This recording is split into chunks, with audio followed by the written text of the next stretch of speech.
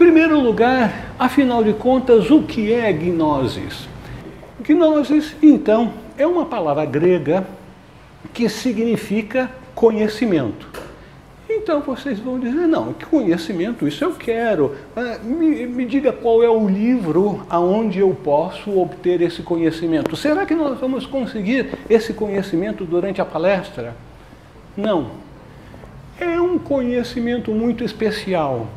É um conhecimento que transcende a mente. Não é um conhecimento que é passado de uma pessoa para outra, em seu sentido geral. Não é um conhecimento que nós podemos apreender de uma literatura, mas é um conhecimento direto que as pessoas conseguem obter quando entram em estados de consciência apropriados, ou seja, expansões de consciência que lhes permitem obter esse conhecimento divino, esse conhecimento espiritual, que de certa forma até poderíamos imaginá-lo como sendo uma revelação interior. Olha só a palavra revelação. Nós temos um livro na Bíblia, o livro de Revelações, não é isso?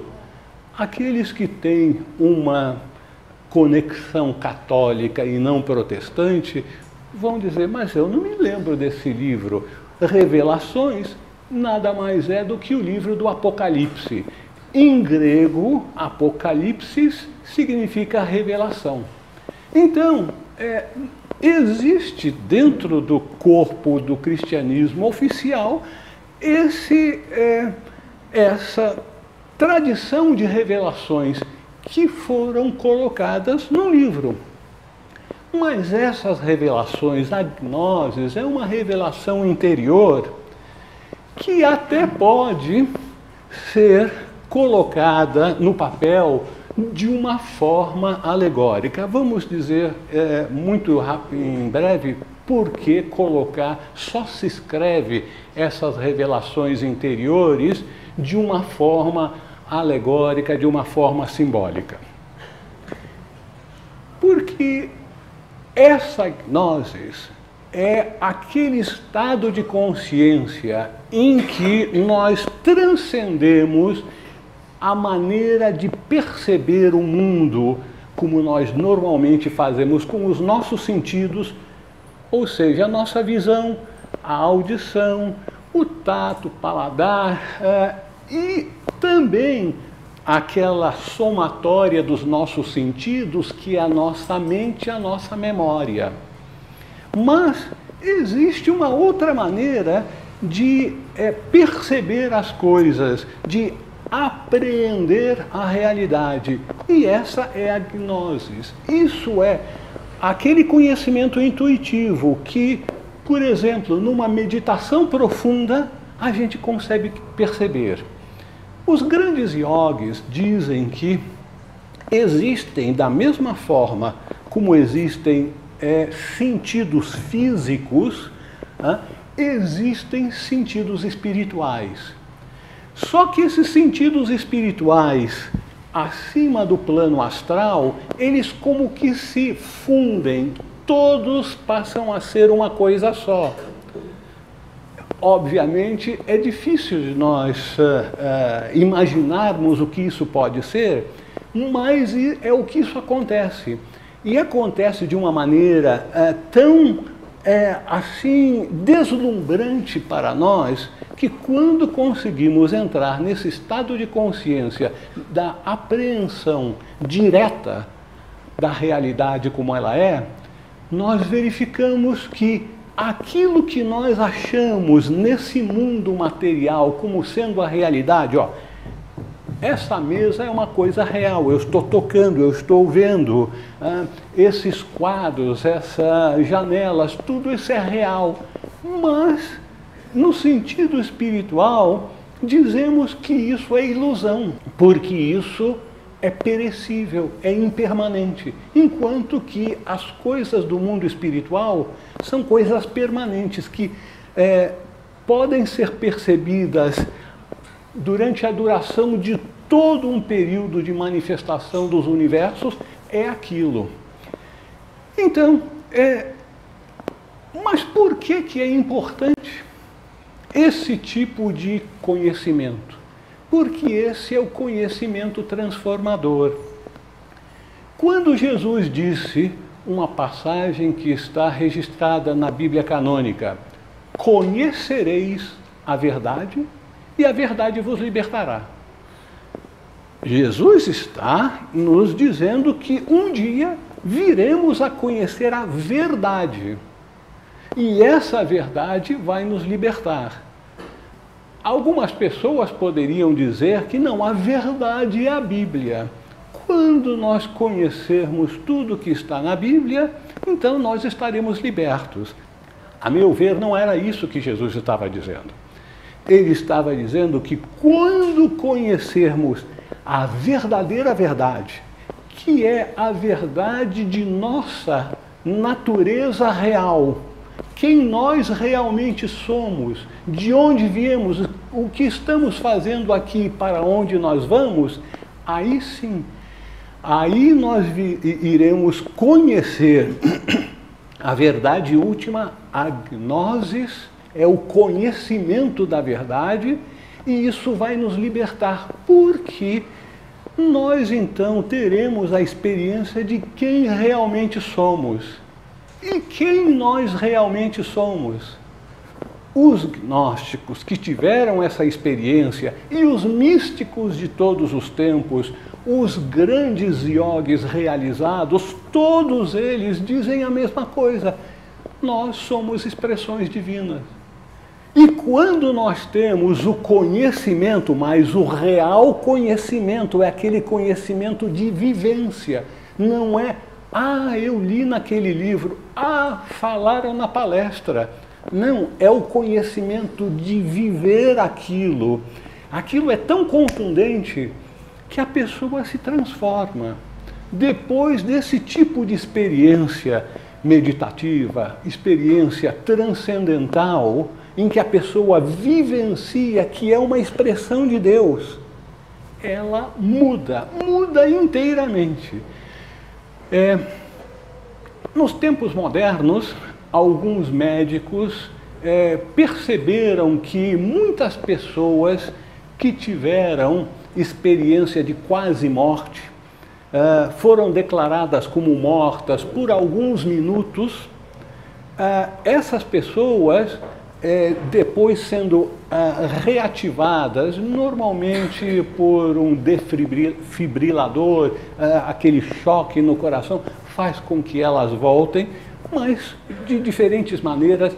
Essas pessoas que inicialmente eram dadas como mortas e depois retornam à vida, elas dizem que naqueles poucos minutos que estiveram tecnicamente mortas, que elas têm experiência de luz, experiência da verdade, experiência do seu passado, em questão de segundo, com todas as suas consequências de suas ações, palavras, pensamentos, as situações que viveram, aquilo que eles fizeram ou deixaram de fazer. Então, toda essa experiência em poucos minutos é tão impactante que essas pessoas mudam de vida. Mesmo aqueles que não acreditavam em nenhuma religião, não acreditavam em Deus, após essa experiência real e contundente, eles passam a ser pessoas diferentes. Será que era por isso que o grande apóstolo Paulo repetiu várias vezes em suas epístolas que o homem velho possa morrer para que o homem novo venha a nascer? E ele dizia também, Cristo em vós, a esperança de glória. Então, tudo isso está entrelaçado, tudo isso é uma coisa só.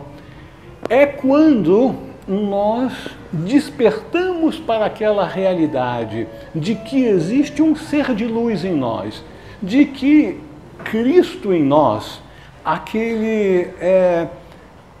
aquela parte integrante da nossa natureza última, que é luz, que é amor, que é verdade, que é o que nós chamamos, por falta de um termo melhor, de intuição. É quando isso ocorre que nós, então, experimentamos a gnose. Então, nós temos agora uma primeira ideia do que é gnosis. Mas o interessante é que eu acabei de dizer para vocês que gnosis é uma experiência direta, particular do indivíduo. Mas agora eu vou dizer uma coisa que aparentemente é contraditória. Mas também havia uma outra maneira em que os gnósticos recebiam esse conhecimento transcendental, que era nas iniciações. Nas iniciações, eles recebiam certos ensinamentos dos seus iniciadores, do hierofante, do mestre do seu grupo, que era considerada como gnosis. Aí, meu Deus do céu, no momento diz que tem que ser uma experiência direta. No outro momento diz que o iniciador pode conferir a gnosis. Vamos entender isso. Será que isso é verdade? Não há conflito. No nível em que nós entendemos as coisas nesse mundo, seria um contrassenso. No entanto, nós estamos falando das verdades transcendentais. E os iniciadores verdadeiros, os grandes hierofantes, são pessoas que estão atuando nesse plano espiritual. Eles estão em total sintonia com o plano espiritual. Consequentemente, aquela mesma experiência que a pessoa obtém naquele estado de consciência expandida, numa meditação profunda, por exemplo, eles podem transmitir à pessoa com palavras ou de outras maneiras. Bom, então eu vou fazer aqui agora uma pausa e de outras maneiras para remontar agora aos grupos gnósticos, ao gnosticismo. Por que que esses grupos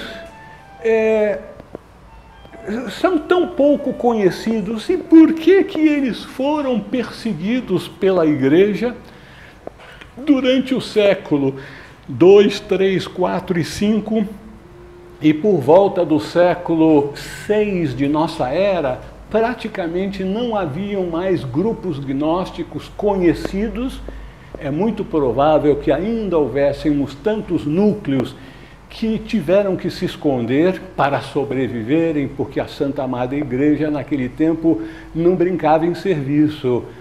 Queimava os textos que eles chamavam de heréticos e também queimavam os seus autores. Então, esses autores, esses grupos gnósticos, tiveram que se esconder, aqueles que sobreviveram. Então, esses grupos eram definidos, ou vêm sendo definidos pelos historiadores, pelos eruditos que se dedicam ao estudo do gnosticismo, como sendo conhecimento reservado para uma elite de natureza secreta. Bom, reservado para uma elite e de natureza secreta. Vamos falar a respeito dessas duas coisas. Reservado para uma elite. Quando se fala numa elite, obviamente está se deixando implícito que tem um determinado grupo que pode ser escolhido ou que foi escolhido. Olha, vocês pertencem ao nosso grupo, vocês desculpem, mas vocês não pertencem. Parece realmente elitismo. Mas não era exatamente isso que Jesus fazia. Não é dito na Bíblia canônica de que, por exemplo, em Marcos capítulo 4, aos outros, ao público, tudo era dito em parábolas, mas aos seus discípulos ele ensinava tudo em particular. O mesmo tipo de passagem se encontra também em Lucas, em Mateus, em João. O fato de que Jesus tinha seus discípulos, o número deles, apesar de na Bíblia dizer que eram 12, na verdade eram mais. 12 era um número simbólico que representava a totalidade, mas haviam mais do que 12 discípulos aos quais Jesus ensinava reservadamente aquilo que era referido como sendo os mistérios do reino do céu. E eram os mistérios do reino dos céus, ou mistérios do reino de Deus, porque era esse conhecimento, essa gnosis, que nós estamos nos referindo agora, que era um conhecimento transformador. Desde tempos imemoriais, existe um determinado grupo de homens santos, homens extremamente sábios, que alcançaram o topo do conhecimento, da vivência, da bondade, da compaixão humana. E esses seres, esses grandes mestres, passam a integrar, nós poderíamos chamar uma espécie de fraternidade de grandes seres, de homens justos, feitos perfeitos, como Paulo se refere em suas epístolas, fazem parte dessa grande fraternidade que, na tradição sabedoria que estudamos na sociedade teosófica, nós nos referimos a essa como sendo a grande fraternidade branca, que é uma espécie de governo espiritual do nosso planeta. Então, esses grandes seres sabem que o objetivo de toda a humanidade é a sua libertação desse mundo de sofrimento, de agruras, de dificuldades, de cegueira para a realidade última que nos leva a esse estado de sofrimento. E eles, com grande compaixão, se oferecem para ajudar ao resto da humanidade, ao resto da família humana da qual eles fazem parte, para também superarem esses entraves e entrarem naquele estado de consciência em que esses grandes seres vivem, libertarem-se, alcançarem a salvação. Mas eles sabem que na humanidade existem pessoas de todos os níveis, pessoas que estariam preparadas, por exemplo, para lidar. Hoje em dia a gente não fala mais faca de ponta ou lidar com dinamite, a gente fala logo com uma bomba atômica. Existem pessoas que podem lidar com a energia atômica, mas a grande maior parte da humanidade não poderia ser contemplada com os segredos de uma bomba atômica ou de bombas mais potentes ainda, bombas usando os poderes ocultos do som, da eletricidade de Foucault, que poderia destruir todo o planeta numa questão de segundos. Então, esses segredos naturalmente têm que permanecer ocultos. E a preocupação desse grupo de instrutores da humanidade, de protetores da humanidade, sempre foi uma de grande visão, um tanto conservadora, levando em consideração o estado evolutivo da família humana. Então, aquilo que era segredo, há 1000, 2000, 3000 anos atrás, hoje em dia já não é mais segredo, mas naquele tempo era. Então, muitas dessas coisas eram mantidas em segredos e só eram reveladas em condições, em situações muito especiais, que eram referidas como sendo os mistérios, a religião dos mistérios. Então, havia na antiguidade vários centros de instruções dos mistérios. Uns 3 na Grécia, no Egito, na Babilônia, na Índia, na região Transhimalaia, vários, até mesmo nas Américas havia um centro de instruções dos mistérios. E aquilo, o pouco que se sabe dos mistérios, era que para despertar o interesse daqueles que poderiam ter um certo interesse em aprender esses segredos que ajudam na libertação da humanidade, haviam os assim chamados mistérios menores, em que as grandes verdades eram apresentadas na forma de uma encenação, de um drama, com atores, e ali dessa forma alegórica, nesse drama, algumas dessas verdades eram apresentadas. Esses eram os mistérios menores, que eram abertos ao público.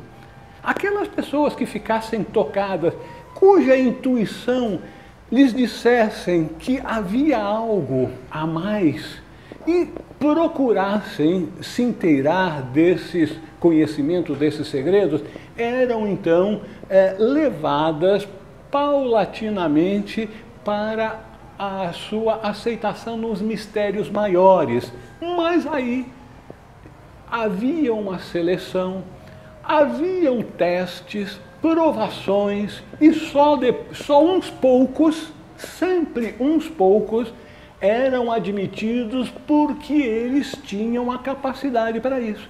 É a mesma coisa conosco aqui. Eu imagino que seriam talvez menos de que 5 pessoas aqui que estariam capacitadas a estudar física quântica. É uma hipótese razoável, acho, de dizer aqui. São poucas as pessoas que estão capacitadas a estudar física avançada, matemática avançada. Da mesma forma, e muito mais ainda, o estudo, a integração com os segredos da natureza. Então, esses segredos sempre foram reservados para aqueles capacitados a utilizá-los, capacitados principalmente num determinado sentido que Jesus colocou nos seus ensinamentos, que foram incorporados na Bíblia canônica, entre as bem-aventuranças. Bem-aventurados os mansos, porque herdarão a terra. Aqueles mansos que Jesus está se referindo são aquelas pessoas totalmente inofensivas, que jamais revidarão, que jamais se deixarão levar por raiva para fazer uma retribuição de vingança. Então, esses mansos, totalmente inofensivo no Oriente, referem-se a esse estado de ser como a ahimsa, inofensividade. Esses sim podem herdar a terra, mas o herdar a terra no sentido de herdar os segredos da terra, herdar os poderes da natureza. São esses poderes que as religiões dos mistérios permitiam que as pessoas fossem progressivamente desenvolvendo. É por isso, então, que sempre houve uma tradição reservada de segredos. E como Jesus era um iniciado, ele era um iniciado na Cabala, ele era um iniciado nos mistérios dos essênios. E ele diz a tradição esotérica que Jesus também foi iniciado nos mistérios egípcios. Consequentemente, Jesus, como um iniciado, sabia que os segredos que têm a possibilidade de conferir poder para as pessoas não podem ser ensinados de forma aberta. É por isso que Jesus falava dos mistérios do reino de Deus em parábolas. E aí então a conexão com os gnósticos. Essa tradição que Jesus demonstrou estar tão a par de só transmitir esses segredos, esses ensinamentos a respeito do modus operandi da nossa natureza exterior e interior, do reino dos céus, do mundo espiritual, Jesus referia-se a isso de uma forma alegórica. Aquelas pessoas que tivessem a intuição desenvolvida, que tivessem aprendido as chaves de interpretação dos mistérios, as chaves de interpretação das Sagradas Escrituras, poderia entender aquilo com bastante facilidade. Mas a grande maioria das pessoas, aquilo ia passar batido, só iam se beneficiar de uma certa camadinha daquilo de profundo que tinha sido apresentado a eles. Então, na Bíblia, por exemplo, em que esses ensinamentos são apresentados de forma alegórica, é possível para as pessoas que venham a desenvolver a capacidade de interpretar a Bíblia, tirar muito mais informações e ensinamentos do que aqueles que acham que a Bíblia tem que ser aceita literalmente. E é por isso, então, que em alguns dos textos gnósticos, aqueles textos dos grupos que mantiveram aceso o conhecimento interior que Jesus havia transmitido aos seus discípulos, algumas alusões são feitas ao segredo e à interpretação. Por exemplo, o Evangelho de Tomé. Esse evangelho não faz parte da Bíblia canônica, que tem só 4 evangelhos, de Mateus, Marcos, Lucas e João. Esse evangelho de Tomé era conhecido desde a antiguidade, mas só em 1947, que foi encontrado um vaso no Egito com 54 textos que tinham sido dados como perdidos, e dentre esses códices havia esse texto do Evangelho de Tomé.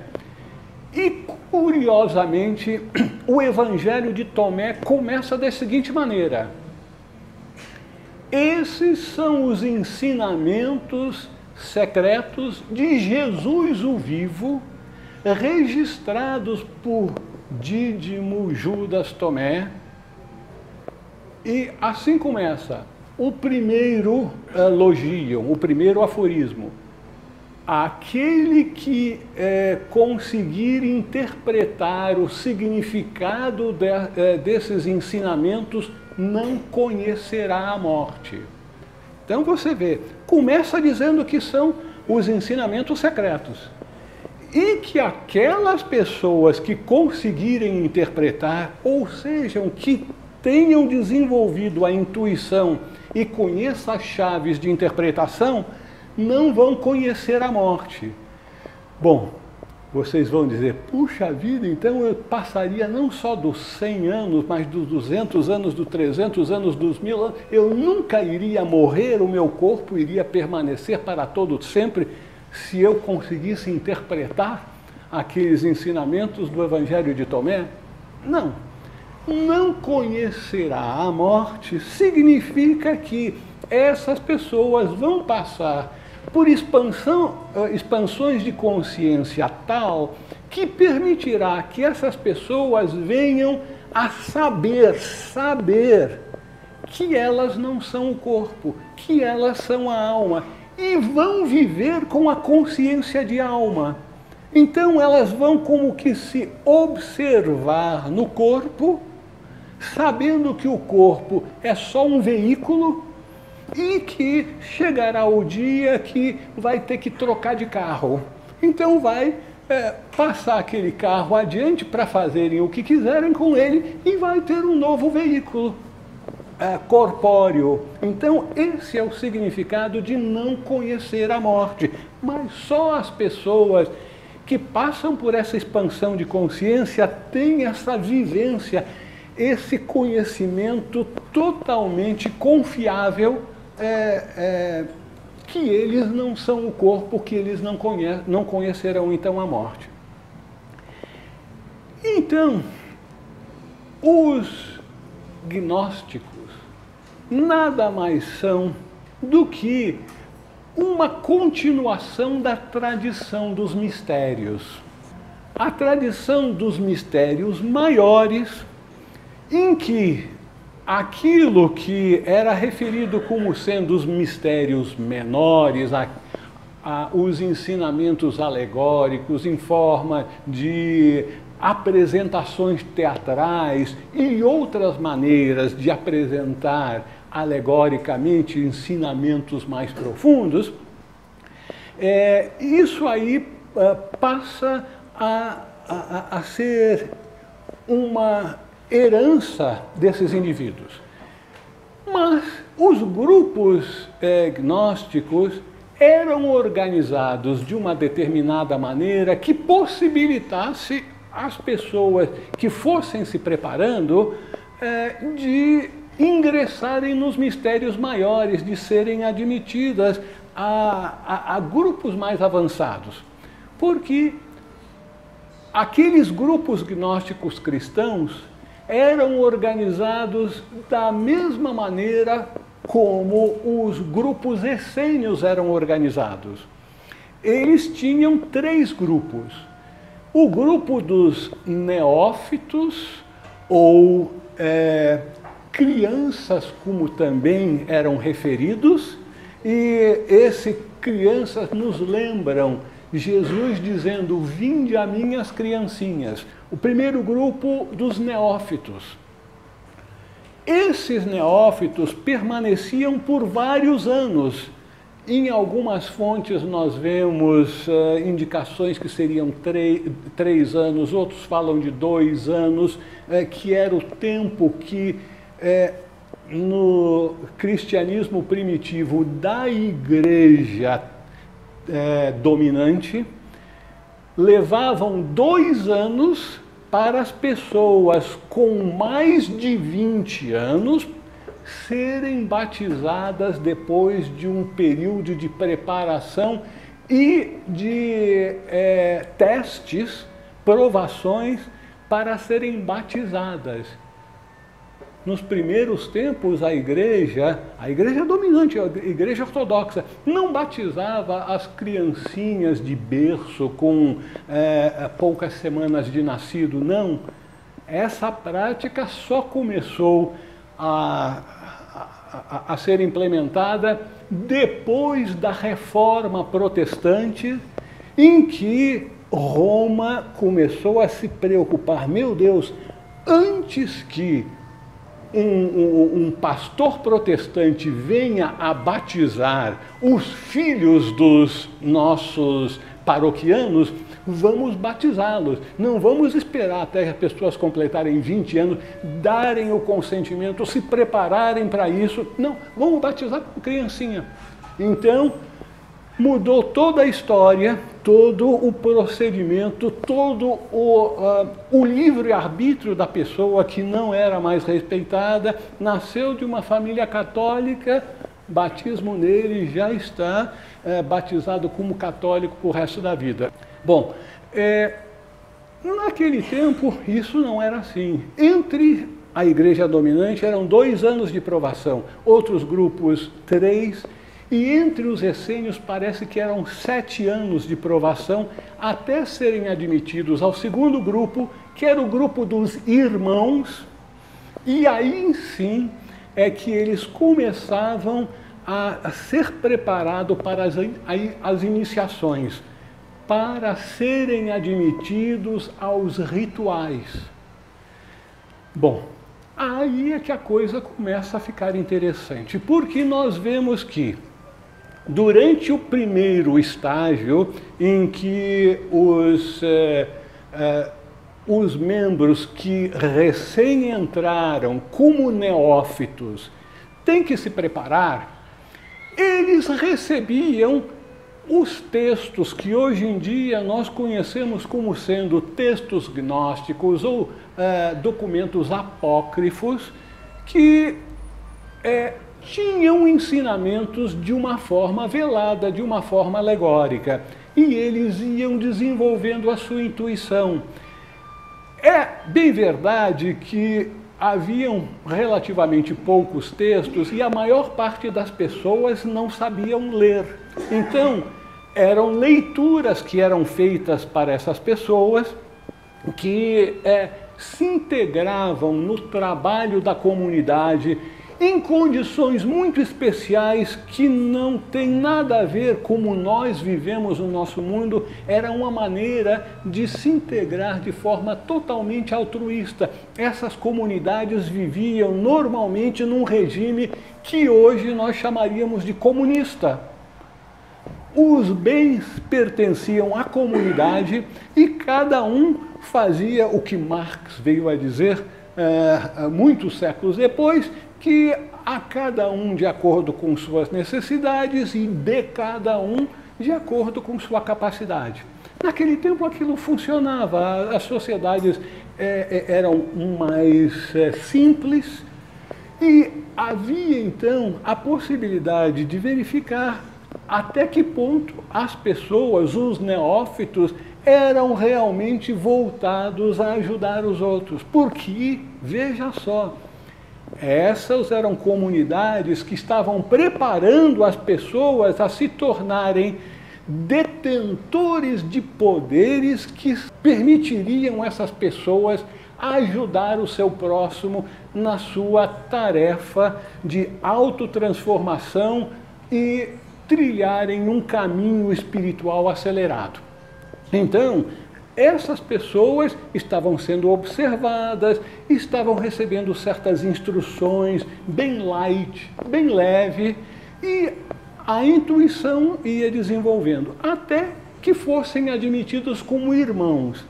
Mas, para serem admitidos como irmãos, eles então faziam um juramento extremamente solene, em que eles se comprometiam a jamais revelar aqueles segredos que iriam ser passados a eles. E o interessante é que não se conhece a estrutura interna, os ensinamentos que eram passados e, principalmente, o que é mais importante de tudo, as práticas espirituais desses grupos. Porque se nós soubéssemos as práticas espirituais, se nós soubéssemos os rituais, poderíamos então alcançar os resultados que eles alcançavam. Aí eu estou rindo aqui porque está faltando um ingrediente. A gente pode saber tudo aquilo que eles faziam, mas falta um ingrediente, é ligar o fio na tomada, conceder o poder hierofântico de tocar o chakra do alto da cabeça das pessoas,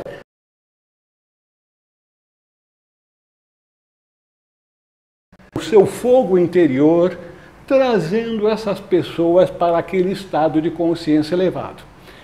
Mas essas práticas espirituais, esses rituais, nós praticamente não conhecemos, porque aqueles juramentos de segredos eram levados a sérios. Eles estavam num ambiente que percebiam, aprendiam que aqueles membros mais elevados da comunidade, aqueles no último grau, que eram chamados de perfeitos, porque eram pessoas que tinham alcançado esses níveis de conhecimento, de compaixão, de sabedoria e de devoção à causa da evolução, da salvação da humanidade.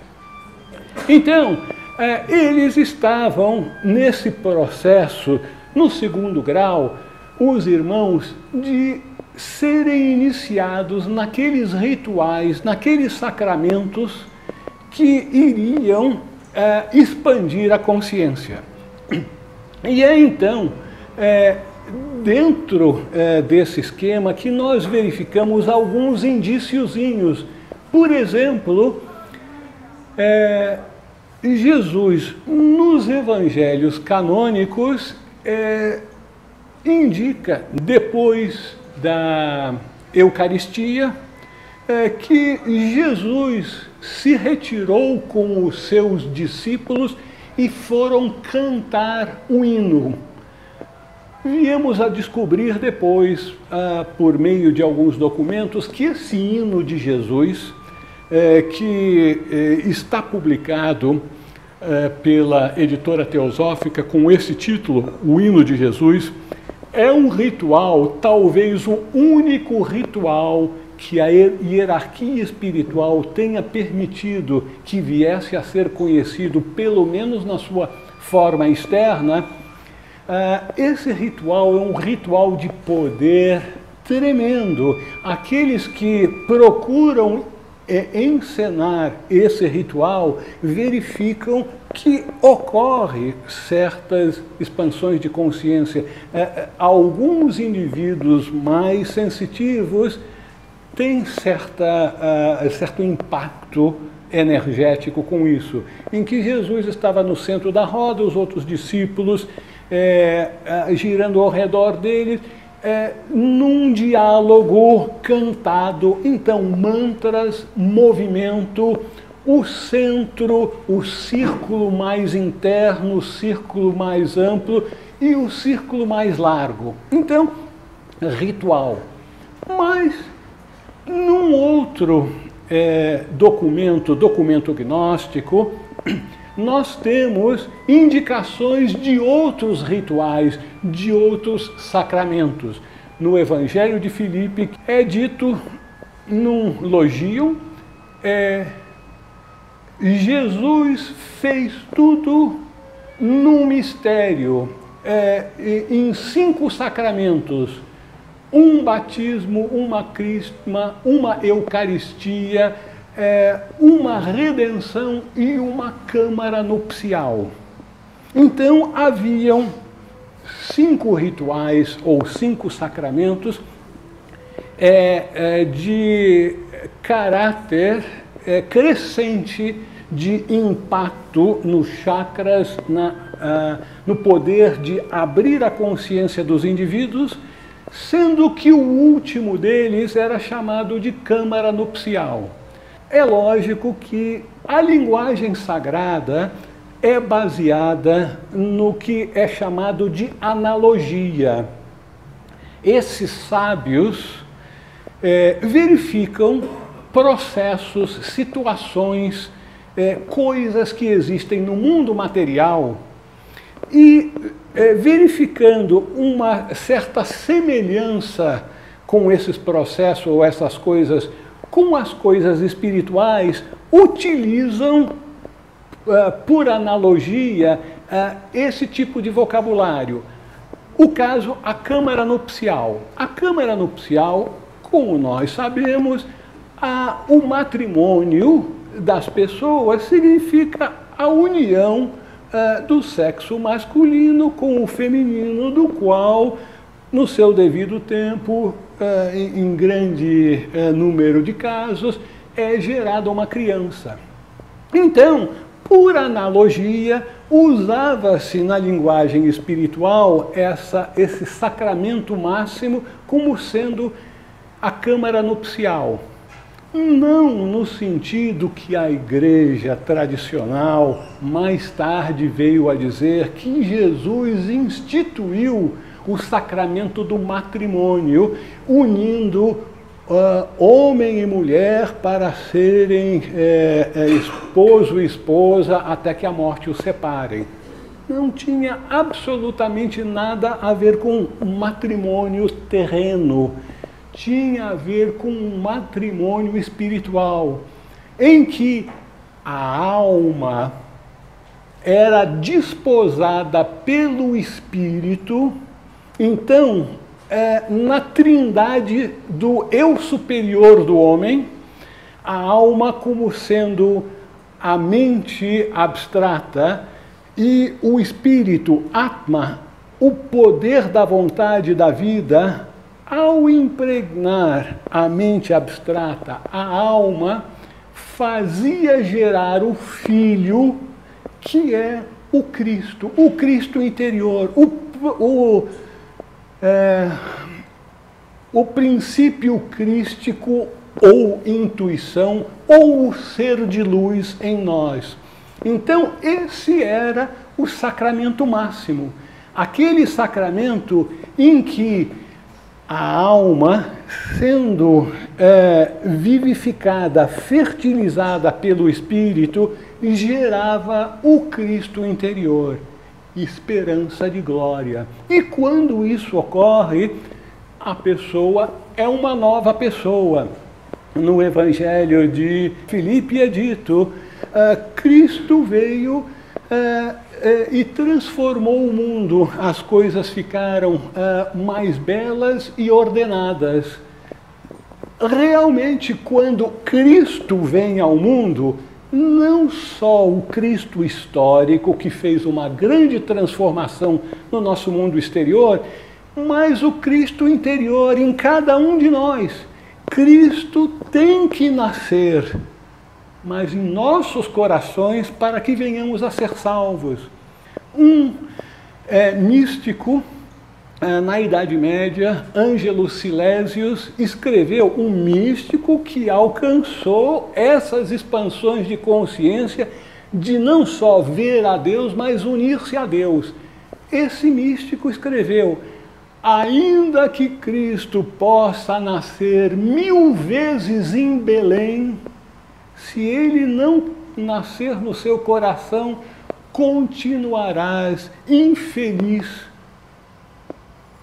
Então, Cristo nasce em nossos corações com o sacramento da câmara nupcial, como era apresentado pelos gnósticos. Muitos eruditos, que geralmente não são pessoas que estão voltados para a vida espiritual, mas que são grandes historiadores, grandes filólogos, aqueles que estudam línguas antigas, chegaram à conclusão que gnosticismo, a maior parte das escolas gnósticas estavam interessados em cosmogonia, porque diziam que, por um processo extremamente complicado, que os seres celestiais iam caindo e que Sofia, desobedecendo às ordens divinas, sem a permissão e sem a companhia do seu consorte, desceu para o mundo inferior e gerou um filho. E esse filho aí chamam de Yaldabaoth ou Saclas, que é o tolo, o cego, esse filho então acha que ele é o Deus último, chama uma série de ajudantes e vão criar o mundo inferior. Então, esses estudiosos achavam que isso era gnosticismo, era uma apresentação cosmogônica de criação do mundo com um determinado Deus criador das coisas, que era muitas vezes associado como sendo o Jeová do Antigo Testamento. Mas essa é a grande dificuldade das pessoas que querem tirar proveito de textos sagrados sem ter aquele conhecimento mínimo de como a estrutura desses textos sagrados são estabelecidos. Porque os antigos sábios não estavam tão preocupados em mostrar como o mundo tinha sido criado, em ensinar sobre cosmogonia, mas tinham a preocupação de despertar nas pessoas o conhecimento de si próprio. Então, todos esses textos cosmogônicos nada mais são do que textos em que são apresentadas formas de mostrar a jornada da alma. Então, tudo aquilo que é descrito num texto cosmogônico está passando-se no interior de cada ser, de cada indivíduo. Então, todas as deidades dos planos superiores existem em cada um de nós. E aquele Yaldabaoth, aquele Deus inferior, está dentro de nós. É a nossa personalidade, que acha que é o rei do pedaço. Ele manda e desmanda e sabe o que quer e exige que todos os seus súditos, ou seja, o corpo físico, o corpo emocional, a sua mente concreta, os seus pensamentos, obedeçam às suas ordens. Isso acontece com cada um de nós. Então, Sofia, ou Pistis Sophia, num dos textos mais profundos da tradição cristã, nada mais é do que a alma, aquele aspecto da alma, a unidade de consciência que está atuando na nossa natureza inferior, enquanto que o seu consorte, a sua contraparte espiritual, que no texto de Pistis Sophia, por exemplo, é apresentado como sendo Jesus, esse fica no seu plano original, e é somente quando Pistis Sophia, quando a alma consegue alçar-se até aquele nível de consciência em que estava originalmente, é que começa a sua jornada de libertação. Então, eu queria chamar a atenção de vocês com essas pinceladas por esse tema tão abrangente e profundo de gnoses, de gnosticismo e de textos gnósticos, de que existe uma profusão de textos. Existe uma imensa riqueza que pode ser absorvida gradativamente. E que existem dois grandes caminhos para a gnosis. Existe um caminho um tanto individual, que é o caminho do yogi, é o caminho do místico. E existe o caminho do gnóstico, do ocultista, que se dá em grupos em que hajam aqueles seres exaltados, esses sábios, que podem conferir para aqueles que estão preparados os conhecimentos transformadores que nos levam nessa senda acelerada. E isso são os grandes mestres de sabedoria dentro da sabedoria antiga que é estudada na sociedade teosófica. Falamos muito das 5 iniciações dos grandes mestres que inspiraram a criação da sociedade teosófica e que nos ensinaram a esse respeito e que mostraram que dos seus mais de 50 discípulos no século XIX que foram admitidos em provação, somente 2 deles finalmente se iniciaram, foram bem-sucedidos. Existe muita desistência no caminho. Quando se fala muitos são chamados, mas poucos são escolhidos. Quem é que escolhe? É o mestre? Não, somos nós mesmos. Nós é que nos escolhemos de nos dedicar, de nos entregar inteiramente a essa vida espiritual pautada no amor, no altruísmo para o serviço da humanidade. Então, a gnosis está ao nosso alcance. Talvez não a gnosis última, que é a gnosis de Deus, em contraprodução com a gnosis do homem, que é o conhecimento de si mesmo. A gnosis de Deus é conhecer a Deus, e só se conhece Deus quando se torna Deus, ou seja, entra-se numa câmara nupcial mais elevada do que aquela que é referida no Evangelho de Filipe como sendo o sacramento mais elevado.